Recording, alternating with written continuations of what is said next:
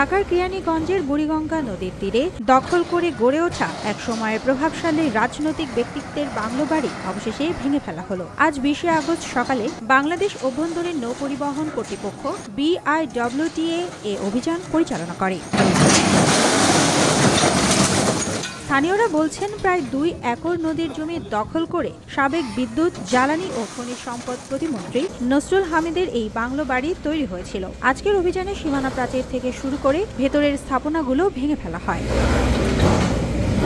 BIWTA জানিয়েছে, নদী দখলমুক্ত রাখতে এ ধরনের অভিযান নিয়মিত চলবে। নদী রক্ষায় কেউই ছাড় পাবে না। আইন অনুযায়ী অবৈধ স্থাপনা ভেঙে ফেলা হবে।